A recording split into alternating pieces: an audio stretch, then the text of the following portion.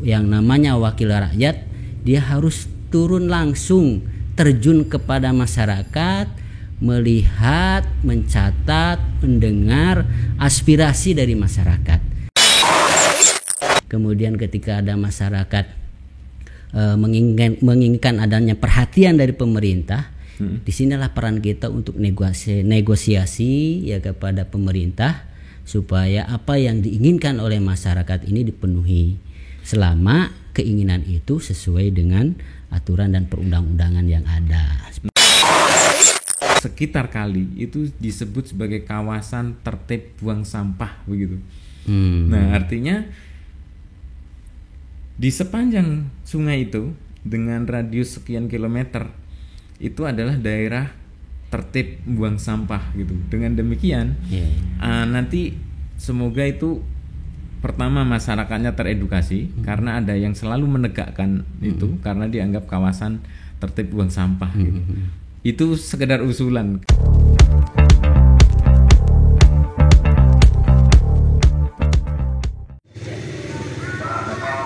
Waalaikumsalam warahmatullahi wabarakatuh.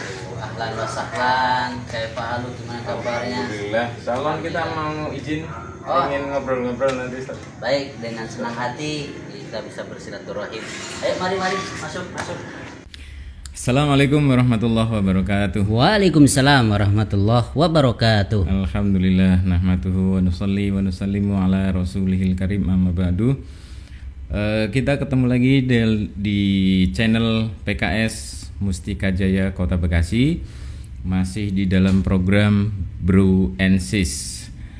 Baik, di program ini seperti sebelumnya kita akan mengutarakan tema tentang keislaman, yang kedua tentang sejarah dan politik, dan ketiga inspirasi dan motivasi, yang keempat keterampilan dan hobi. Nah, kali ini kita kategorinya apa nih Ustaz, kira-kira Ustaz? Karena di samping kita ini sebenarnya seorang politisi. Nah, kita sebentar sebelum kita mulai mungkin ada baiknya kita kenalan dulu dengan ini tamu kita yang kita undang.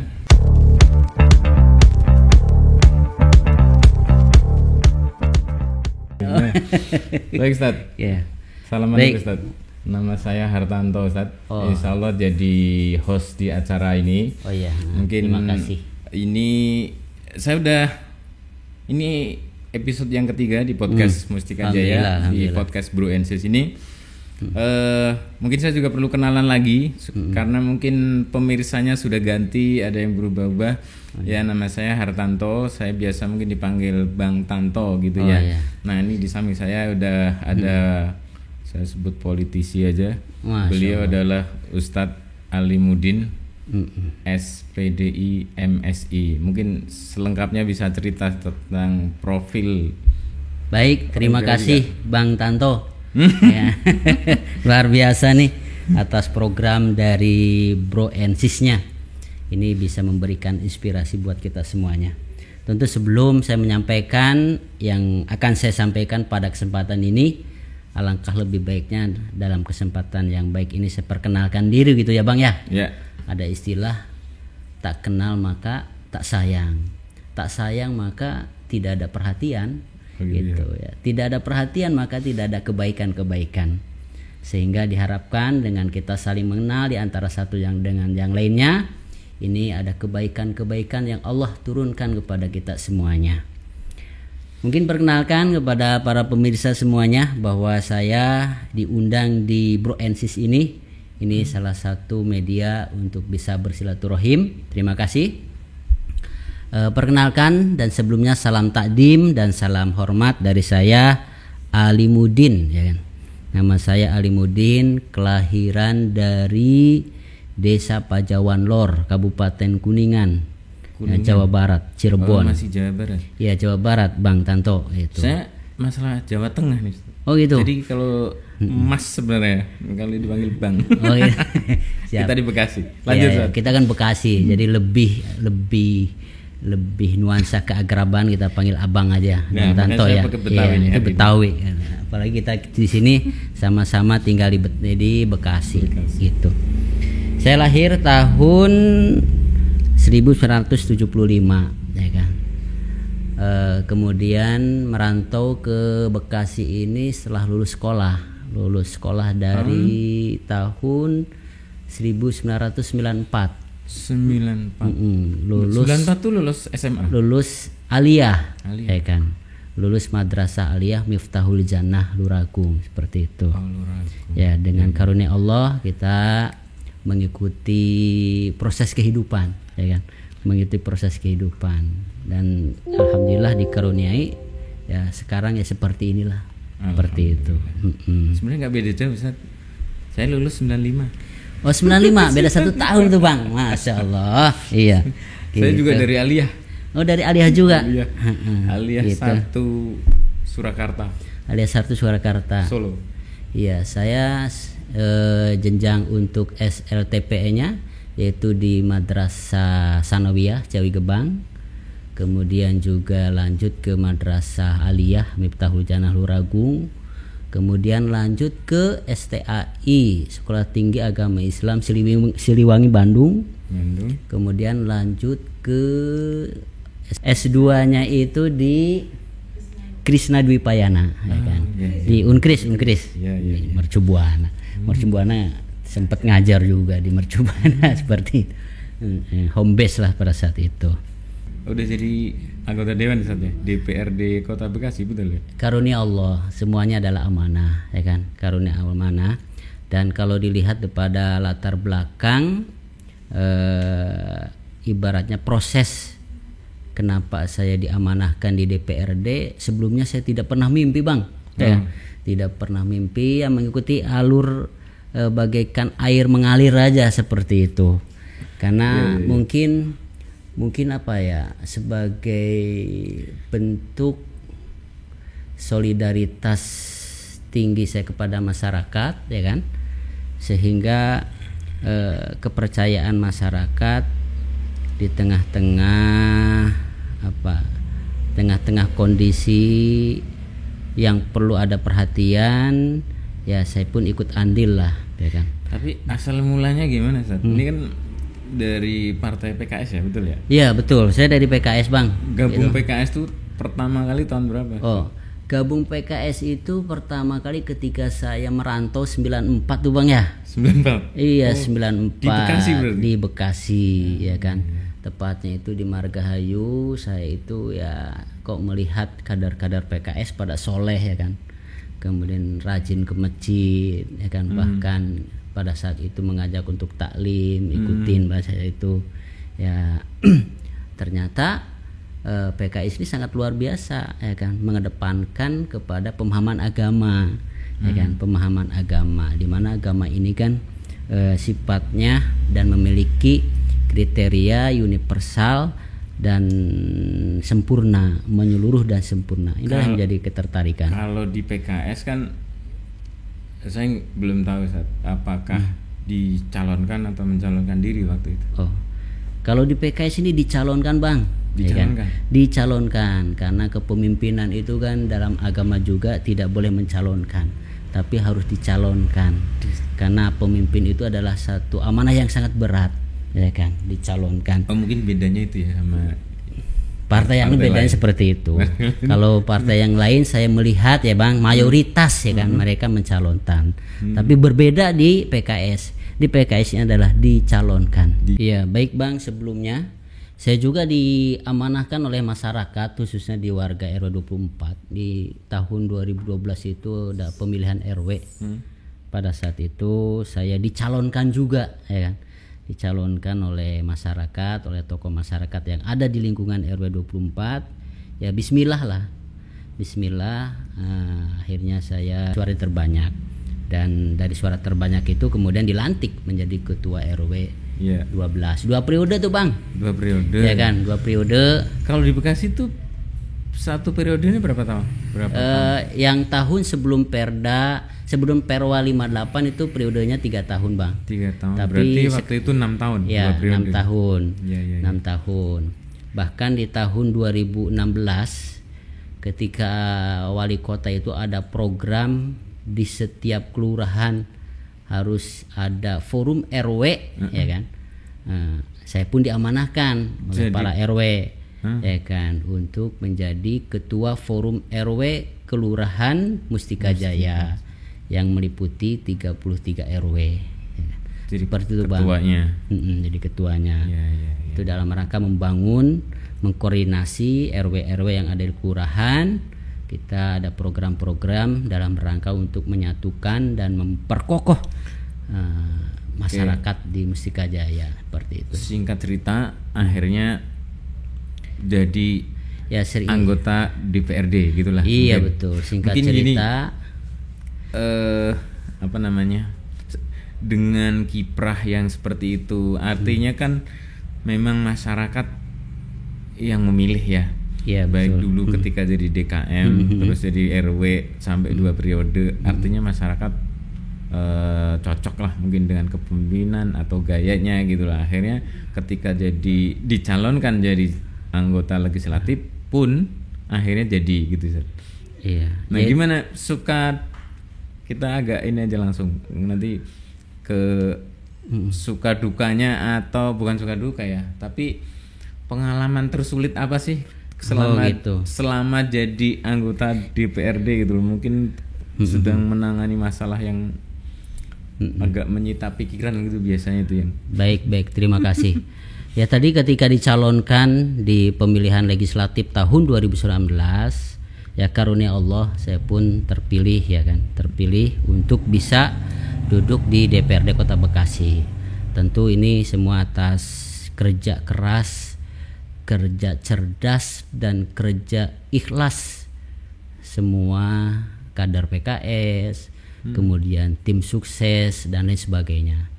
Nah, berbicara terkait dengan pesan dan kesan gimana untuk berkiprah di DPRD, ternyata setelahnya terjun, dicemplungkan oleh masyarakat nih, yang terjun ke perpolitikan di DPRD Kota Bekasi.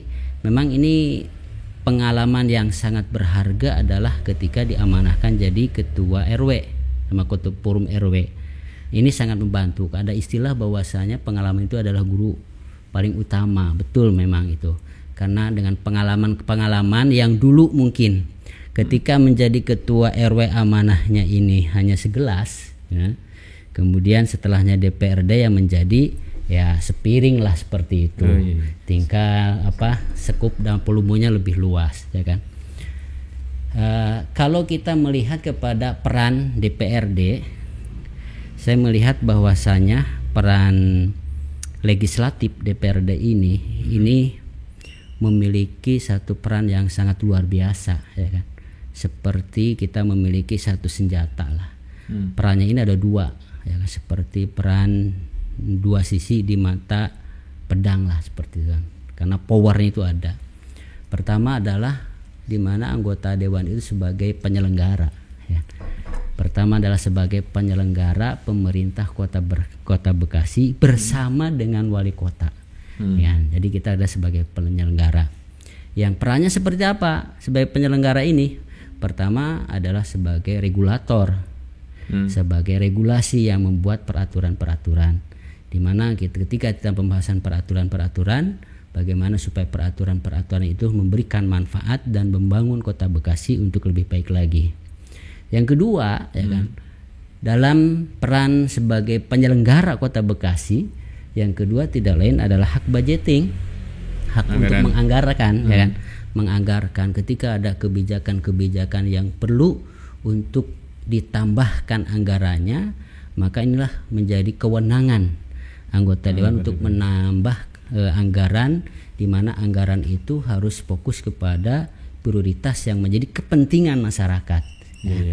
Dan yang ketiganya tidak lain adalah kita punya adanya hak untuk mengawasi jalannya pemerintahan Kota Bekasi.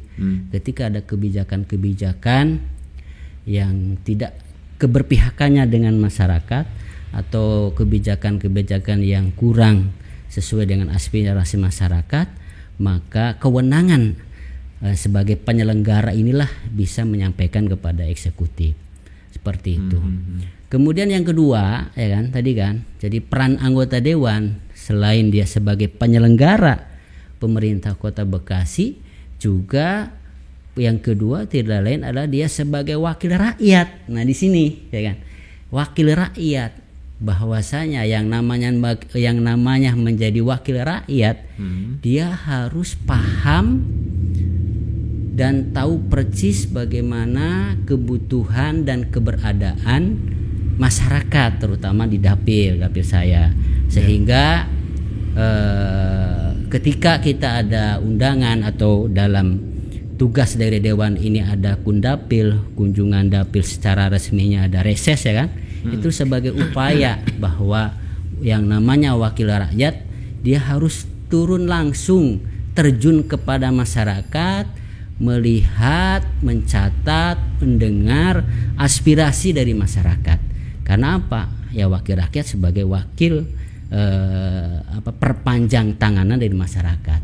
Seperti itu. Yang keduanya, yang namanya wakil rakyat, selain dia harus paham tentang keberadaan masyarakat, dia juga harus bisa berusaha untuk mengadvokasi, ya.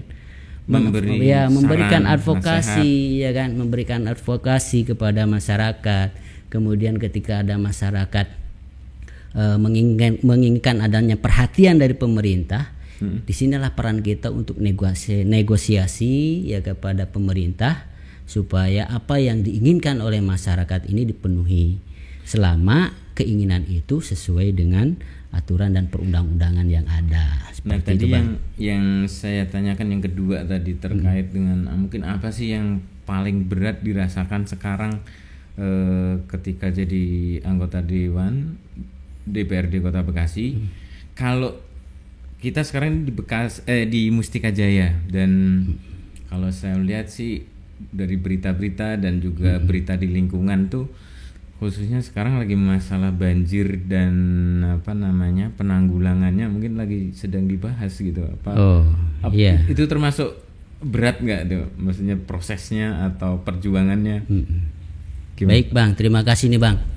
Memang kalau kita bicara permasalahan di Kota Bekasi secara makro, secara keseluruhan, ini ada permasalahan-permasalahan yang harus menjadi satu prioritas pemerintah Kota Bekasi untuk secepatnya permasalahan ini ada solusi-solusi yang terbaik. Pertama apa? Permasalahan di Kota Bekasi jelas, ya kan, permasalahan yang setiap tahun ada itu adalah banjir, ya kan? Dimana penyebab banjir ini kan ada dua faktor, ya kan. Pertama adalah kondisi crossing tol sipon yang ada di Kota Bekasi ini, sekitar ada 12 sipon yang melintasi crossing tol. Apa tadi? Sipon, terowongan. Oke. Ya kan. Maaf saya agak gitu. Tidak kenal dengan istilah itu. Sipon, ya. Ya kan. Itu kan terowongan yang melintas ke crossing tol, ya kan. Ya kan. Itu dimana terowongan yang melintas di crossing tol ini kan diameternya kurang lebih 4 meter. Kemudian juga sekarang kondisi sungai yang mengalir, daerah aliran sungai itu juga banyak tumpukan sampah, dangkal dan sebagainya, sehingga terjadi penyempitan. Nah, yang keduanya tidak lain kondisi di Kali Bekasi, di mana kondisi Kali Bekasi ini turap, dinding-dindingnya sudah longsor dan sebagainya, sehingga menyebabkan hanya pendangkalan di kali. Inilah yang menjadi PR kita bersama. Yang kedua adalah kemacetan, ya kan? Kemacetan. Dan yang ketiga tidak lain pandemi 2 tahun yang mengalami dunia ini ternyata sangat berpengaruh kepada tingkat ekonomi masyarakat di Kota Bekasi ini, sehingga untuk jumlah kemiskinan meningkat. Inilah PR kita bersama. Mungkin fokus ke yang banjir tadi. Perjuangan menuju yang diharapkan masyarakat kan mungkin bagaimana lokasi daerah ini terbebas dari banjir gitu ya. Mungkin beberapa titik yang ada di, kalau kita bicara karena perwakilan dari rakyat mewakili dapil, artinya yang ada di wilayah Mustika Jaya dan mungkin fokus Mustika Jaya dulu yang memang sekarang lagi di masalah. yang saya dengar dari berita itu sudah ada beberapa hal yang diusahakan, diantaranya apa itu beberapa perumahan supaya memenuhi tanggung jawab untuk membangun tampungan air ya, istilahnya polder, apa itu? Ya. Polder. Ya, polder Bang. Oke. Nah, kalau itu sepertinya sudah keluar rekomendasi ya dari DPRD. BBWSC. Nah, itu saya belum paham sebenarnya kalau prosedurnya gimana sih antara pengembang itu harus mengikuti aturan dari tata ruang kah atau apa, kemudian yang jadi polisinya nih siapa? Polisi yang saya maksud adalah yang negur pengembang atau bagaimana, kapan harus melaksanakan gitu. Ya, baik, terima kasih Bang. Kalau bicara dapil ya, di mana dapil Mustika Jaya, Rawalumbu, terutama 2 dapil ini yang rawan banjir, terutama Mustika Jaya dan Rawalumbu. Untuk Mustika Jaya, wilayahnya ini dilintasi oleh 2 sungai, ya kan. Pertama adalah Sungai Kalijambe, ya kan. Yang hulunya itu adalah Kali Asem, di mana Kali Asem ini adalah hulunya itu adalah di Sumur Batu, TPST Sumur Batu. Yang kedua adalah Kali Pete, ya kan. Kali Pete ini ada di lintasan perumahan Pondok Timur Indah, ya kan, PTI. Yang hulunya adalah di sekarang terbaru itu adalah di PT Timah, hulunya lagi adalah di perumahan Bumi Alam Hijau. Nah, itu. Kemudian kalau kita melihat ke Rawalumbu, di mana Rawalumbu juga ada perumahan Narogong, ada DAS juga, dan di Rawalumbu juga ada DAS, Rawalumbu itu yang menyebabkan menjadi penyebab banjir yang ada di sekitarnya. Sebelum lanjut, supaya yang lain juga mungkin paham. Saya sendiri tidak familiar dengan DAS itu apa? Singkatan atau apa? Kalau DAS ya, itu DAS itu singkatan. Daerah aliran sungai, ya kan. Daerah aliran sungai. Jadi DAS itu daerah aliran sungai. Oke. Saya namanya khawatirnya DAS. ada yang nggak nyambung nanti dari tadi kita ngomong DAS daerah aliran sungai. Lanjut. Daerah aliran sungai. Terkait dengan penanggulangan yang ada di Mustika Jaya, saya pun sebagai wakil rakyat, bahkan saya pun tinggal di sekitar Kalijambe yang ibaratnya yang terimbas juga, ya kan, terimbas juga banjir, apalagi di RW 24. Nah, ini lebih fokus bagaimana supaya penanggulangan banjir di wilayah Mustika Jaya ini bisa tertanggulangi, ya kan. Mungkin terkait dengan sampai menghilangkan itu secara hitung-hitungan yang nggak bisa, minimal kita mengurangi lah yang tadinya mungkin sepinggang menjadi selutut, atau ya selutut menjadi sebetis dan sebagainya. Apa yang sudah kita lakukan, ya kan, ketika terjadi banjir besar, kita langsung menghadap kepada BBWSCC. Apalagi itu singkatannya? BBWSCC itu Badan Besar Wilayah Sungai Ciliwung Cisadane. Ya, gitu, Ciliwung Cisadane. Karena apa? Daerah aliran sungai yang melintas di Kota Bekasi itu tanggung jawabnya adalah BBWSCC. Kemudian apa yang menjadi lembaga bentukan dari PUPR pusat, ya kan? Jadi PUPR pusat, di bawahnya untuk lebih termonitor ke daerah ada badan BBWSCC, Badan Besar Wilayah Sungai Ciliwung Cisadane. Di bawah BBWSC. Nah, kita sampaikan tentang kondisi, penyebab dan solusi yang dialami di Kota Bekasi, ya kan. Sehingga alhamdulillah BBWSCC juga menerima kami, bahkan ya alhamdulillah imbangi juga, disupport juga dengan masyarakat. Karena ketika di awal-awal, ya kan, ketika di awal-awal kita menghadap, itu tahun berapa ya? Tahun 2020 kan banjir besar itu ya. Januari 2020, saya masih ingat. Oh iya, yang ya kan? sampai yang sampai dua kali awalnya itu adalah Januari 2020 ya kan. Itu kalau tidak salah hari Ahad ya, hari Minggu ya kan, hari Minggu kalau tidak salah itu. Ya. Kemudian setelahnya itu kita ngadep ya kan. Saran dari BBWSC, Bang katanya untuk lebih kuatnya juga selain DPRD wakil rakyat yang menyampaikan hal ini juga harus ada perwakilan dari masyarakat. Nah, saya sampaikan pas ya kan, untuk perwakilan dari masyarakat kita pun sudah ada ya kan. Sudah ada yang disebut dengan forum warga, forum masyarakat, itu forum Cijambe. Ya alhamdulillah ya kan.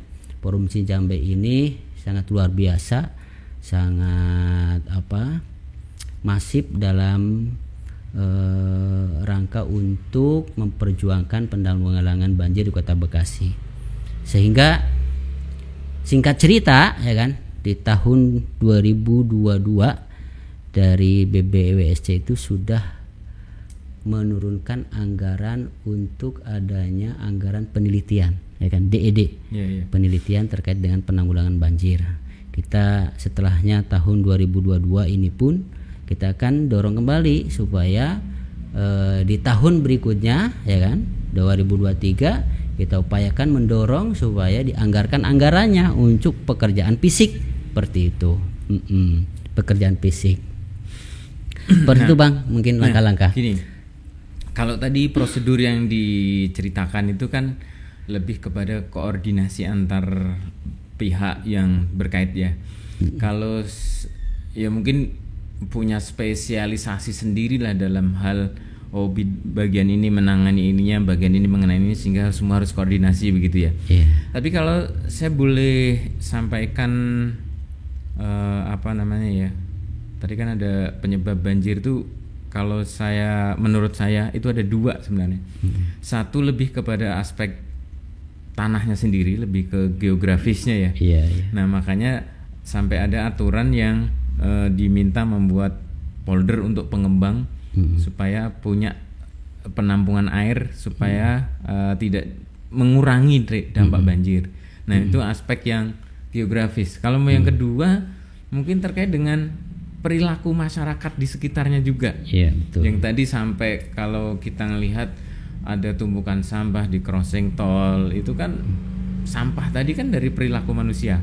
Nah menurut saya mungkin dari DPRD sendiri sebagai wakil rakyat mungkin sudah dari aspek koordinasi antar lembaga atau antar pihak sudah dijalankan. Kemudian sudah keluar rekomendasi yang saya tahu ya, sudah disarankan ke pembangunan folder dan sebagainya. Nah saya lebih tertarik ke arah ke masyarakat, karena disitulah yang paling banyak memproduksi sampah sehingga menjadi penyebab. Betul. Padahal di Perda sendiri, saya lupa Perda nomor berapa, kalau nggak salah nomor 11 atau berapa tahun berapa, yang ada denda bagi siapa yang membuang sampah sembarangan. Ada denda atau kurungan, dendanya 50 juta atau kurungan 6 bulan ya? 6 bulan ya, betul. Nah, yang sebenarnya kalau aturan ini bisa dimaksimalkan ya, mungkin akan mengurangi tuh resiko banjir dari aspek perilaku manusianya gitu. Betul. Nah itu bagaimana Ustaz, penegakan aturan itu supaya berlaku di masyarakat. Baik, terima kasih ya. Memang benar kalau kita melihat kepada realita adanya sampah, terutama yang menumpuk di crossing tol kilometer 19 ya kan. Itu kebanyakan adalah sampah-sampah rumah tangga ya kan? Sampah-sampah rumah tangga. Intinya ini diduga bahwa sampah ini adalah berasal dari, diduga ya, berasal dari, ada juga berasal dari masyarakat yang ini memerlukan satu kesadaran ya kan, kesadaran masyarakat supaya jangan membuang sampah di kali, karena efeknya pun akan kembali kepada kita. Terkait dengan penegakan hukum, kita pun secara di DPRD ini yang menjadi leading sektor adalah Satpol PP ya kan. Satpol PP pun kita sudah koordinasi, ketika itu sudah ada jelas bukti siapa orangnya, maka orang itu akan ditindak sesuai dengan ketentuan dan hukum yang ada. Tinggal bagaimana kita mensosialisasikan dan memberikan kesadaran kepada masyarakat supaya memiliki kesadaran untuk tidak membuang sampah di kali atau di sekitar lingkungan kita. Nah, terkait dengan tumpukan sampah yang ada di crossing tol, ya alhamdulillah berkat kerja keras, kerja cerdas masyarakat juga, dalam hal ini dikoordinir oleh Forum Cijambe dan Porkom ya kan. Ini secara reguler ya kan.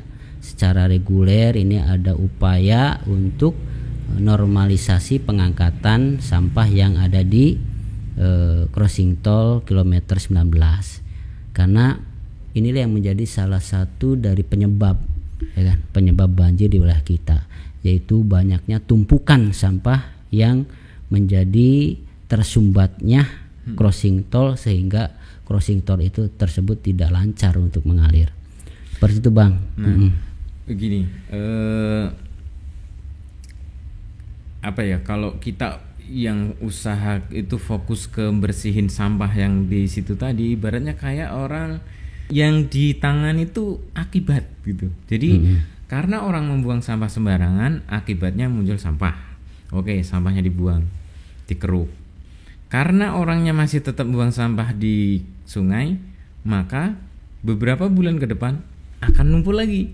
Nah, maksud saya, kalau yang ditangani itu dari penyebabnya, artinya kan perilaku masyarakatnya yang membuang tadi. Nah, saya membuat analogi seperti ini misalnya, kalau polisi itu ada kawasan, ini misalnya terkait lalu lintas, kemudian lembaga yang bertanggung jawab ke penertibannya adalah polisi, maka dia dibuatlah kawasan tertib lalu lintas. Nah, ada satu kawasan khusus di mana di situ orang tidak boleh melanggar. Kalau melanggar pasti ditangkap gitu. Nah, kalau ini saya sebagai masyarakat misalnya usul mungkin kepada anggota dewan yang bisa mewakili saya sebagai masyarakat, kalau misalnya dibuat kali itu, sekitar kali itu disebut sebagai kawasan tertib buang sampah begitu. Nah, artinya di sepanjang sungai itu dengan radius sekian kilometer itu adalah daerah tertib buang sampah gitu. Dengan demikian nanti semoga itu pertama masyarakatnya teredukasi, karena ada yang selalu menegakkan itu karena dianggap kawasan tertib buang sampah gitu. Itu sekedar usulan. Kalau bisa di di aspirasi saya ini kalau bisa sampai, mungkin kalau menurut saya sih bagus ya. Mungkin menurut Ustaz gimana? Ya, siap Bang. Terima kasih masukannya dan sarannya. Nanti kita akan pelajari terkait dengan usulan bahwa di sekitar kali yang melintas di wilayah kita itu, usulannya tadi ya, menjadi kawasan tertib membuang sampah ya. Kawasan tertib membuang sampah. Ya, terima kasih. Justru hal-hal seperti inilah yang diperlukan oleh DPRD, adalah masukan, saran, ide, gagasan dari masyarakat, di mana ide-ide seperti ini menjadi satu identifikasi kami untuk dijadikan sebagai kebijakan di peraturan daerah Kota Bekasi. Terima kasih, nanti kita akan perhatikan hal seperti ini. Kemudian memang tadi betul apa yang disampaikan oleh Abang, bahwasanya edukasi masyarakat harus terus dilakukan sehingga masyarakat betul-betul dalam membuang sampah ini di tempat yang sudah disesuaikan atau sudah diatur. Kemudian juga untuk penanggulangan banjir, selain alokasi dari harapan kita semua, alokasi dari BBWSC, juga ada peluang besar ya kan, untuk terutama di Kali Jambe, di mana Kali Jambe ini kan melintas yaitu di BTR 3, kemudian nyambung ke Perumahan Jamrut, Geraha Harapan, Bumi Agara, masuk kepada Mutiara Gading Timur, dan ujungnya tidak lain adalah ke crossing tol 19. Di mana kita mempunyai peluang besar untuk mengusulkan alokasi pembangunan yang ada di Kali Jambe, yaitu adanya perjanjian kerjasama dengan DKI atas TPST Bantar Gebang, ya kan. Ya alhamdulillah, ini pun saya perjuangkan, ya kan. Ini pun saya perjuangkan supaya perjanjian kerjasama TPST DKI Jakarta dengan Kota Bekasi ini memiliki manfaat kepada kali yang ada di sekitar Mustika Jaya. Ya alhamdulillah, ketika koordinasi terus menerus, ya kan, bahkan untuk tahapan di 2022 ini dari hasil, dan ini sudah ada PKS-nya, perjanjian kerjasama TPST Bantar Gebang, bahwa tahapan demi tahapan nomenklaturnya ini tidak lain adalah pembangunan normalisasi Kali Asem dari hulu ke hilir. Kali Asem, ya kan. Kali Asem ini adalah posisinya yaitu di hulu, di bawahnya tumpukan TPST Bantar Gebang dan Sumur Batu, ya kan. Sehingga serapan-serapan air, ya kan, mereka dialirkan ke Kali Asem. Ya, Kali Asem itu ada di BTR 5, ya kan. Di BTR 5 di ujungnya, kemudian masuk ke BTR 3, masuk ke Jamrut, ke BTR. Nah, di mana Kali Asem itu menyambung hilirnya adalah ke Kali Jambe. Di mana Kali Jambe ini letaknya posisinya di wilayah Mustika Jaya. Kenapa tidak dimasukkan nomenklaturnya Kali Jambe? Karena alokasi penggunaan untuk dana kompensasi, ya kan, dana kemitraan TPST Bantar Gebang itu khusus wilayah Kecamatan Bantar Gebang. Sementara Kali Asem itu masuk kepada wilayah Bantar Gebang, tepatnya di Kelurahan Sumur Batu. Nah, tahapannya tidak lain sampai tahun 2026, bahkan 2026. Di mana 2022 ini 20%, kemudian 2023 40%, kemudian 2024 itu 60%, 2025 80% sampai 2026. Ini ada di perjanjian kerjasama TPST Bantar Gebang DKI Jakarta dengan Kota Bekasi terkait dengan normalisasi Kali Asem dari hulu sampai hilir, ya kan. Tentu persepsi kita hilirnya itu tidak lain adalah Kali Jambe, sehingga inilah yang perlu kita kawal, ya, terkait dengan perencanaan pembangunan dana kemitraan dari bantuan DKI terhadap TPST Bantar Gebang. Demikian tuh peluangnya besar. Seneng banget tuh kalau tadi rencana-rencana itu terwujud, pasti secara infrastruktur kalinya akan bagus, alirannya normal karena tadi judulnya normalisasi ya. Nah, saya sih masih kepikiran saja tentang perilaku gitu. Perilaku tuh contohnya gini. Anak sekolah, saya kemarin tuh pinggir lewat di pinggir di jalan yang lokasinya pinggir sungai. Di depan saya ada 2 anak perempuan, ya masih usia sekolah lah gitu. Terus mereka sedang minum minuman anak-anak sekarang tuh yang boba begitulah, kan ada botolnya gitu ya. Nah, sambil naik motor serut habis sud gitu. Buangnya kemana? Ke kali. Saya di belakangnya, makanya saya kejar. Saya ingetin, Mbak, kalau buang sampah jangan ke kali.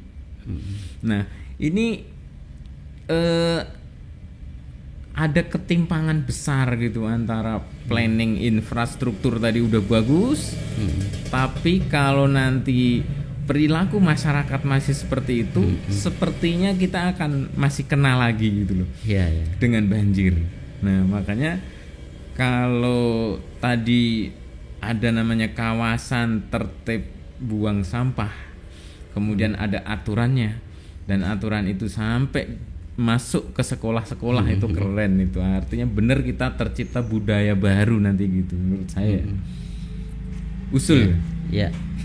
Terima kasih Bang Hartanto, luar biasa nih. Memang ini untuk mengedukasi masyarakat ini bukan hanya mengandalkan pemerintah, ya kan? Tapi semua elemen masyarakat ya, memiliki tanggung jawab untuk memberikan kesadaran, mengingatkan dan menasehati kepada masyarakat ketika ada atau melihat ada perilaku-perilaku yang tidak baik. Luar biasa, terima kasih Bang. Kalau gini, kalau misalnya gini, kalau habis hujan 2 pekan tidak hujan, artinya kan kering, orang buang sampah sembarangan masih berjalan, baik di sekitar maupun agak jauh, mungkin radius 50 meter di got-got sekitar sungai. Nah, ketika hujan deras tiba, buang sampah sembarangannya tadi di got yang agak jauh dari sungai. Tapi karena hujannya deras, kebawa got kecil, got kecil, sampailah ke bawah ke sungai. Nah, kalau pas seperti itu, coba kita lihat sungai, di situ sampah itu mengapung semua. Artinya yang tadinya orang buang sampah walaupun tidak di kali, tapi dilakukan di lingkungan sekitar kali, itu akan masuk juga, betul, ke bawah. Nah, menurut saya itu kalau saya melihat orang buang sampah sembarangan, yang saya lakukan menegur. Tapi kalau orangnya mengulang lagi, apakah ada gitu? Nanti kalau memang wujud itu namanya kawasan tertib buang sampah, harusnya akan ada prosedur cara melaporkannya, siapa yang menindak. Nah, itu nanti keren. Betul. Siap. Nanti perilaku masyarakat dan solusi pencegahannya kita akan analisa, terutama terkait dengan kesadaran kesadaran masyarakat untuk tertib buang sampah. Ini yang harus terus kita berusaha. Memang ini perlu kerja keras kita semuanya, gitu Bang. Harusnya sampai kayak orang ini ya, awas masuk kawasan tertib lalu lintas nih. Dia akan persiapkan semuanya sampai jangan sampai saya melanggar gitu. Nah, kalau nanti seperti itu terjadi, orang juga mau buang sampah pinggir kali atau ke kali itu udah bener-bener ketakutan gitu. Iya, betul. Ada yang laporin gitu. Siap. Ayo kita sama-sama untuk memberikan edukasi dan kesadaran kepada masyarakat, terutama dalam sama-sama kita untuk penanggulangan banjir. Di antaranya kita harus memangkas dari pangkalnya, dari hulunya apa? Dari hulunya apa? Sumber sampah itu apa? Ya perilaku kita, ya kan? Perilaku kita. Nanti kalau pas pulang sekolah ada anak-anak jajan, pas jajan kan bawa plastik. Nah, itu juga dibuang langsung set gitu ke got. Nah, nanti kalau udah ke got kecil ke bawah ke sungai, kayak gitu. Ya, mungkin sudah panjang kita ngobrol. Ya, terima kasih, ya kan. Wah, sampai jam berapa 10 menit kita ngobrol? Jam 10 kurang. Luar biasa. Ya, mudah-mudahan ada manfaatnya. Tapi saya cukup lega, Ustaz. Sudah menyampaikan unek-unek saya mewakili masyarakat untuk menyampaikan aspirasi. Siap. Saya juga sangat tidak suka kalau ada orang buang sampah sembarangan. Mudah-mudahan ini diakomodasi untuk menjadi sebuah langkah nyata di masyarakat. Ada kawasan tertib buang sampah, insyaallah. Siap. Baik, terima kasih sudah menonton channel PKS Mustika Jaya Kota Bekasi dalam program Bro and Sis, obrolan positif dan inspiratif. Tetap dukung kita dengan menonton channel ini, like, subscribe dan komen di channel kita. Baik, terima kasih. Wassalamualaikum warahmatullahi wabarakatuh. Waalaikumsalam warahmatullahi wabarakatuh. Baik, terima kasih Ustaz. Ya, sama-sama, luar biasa.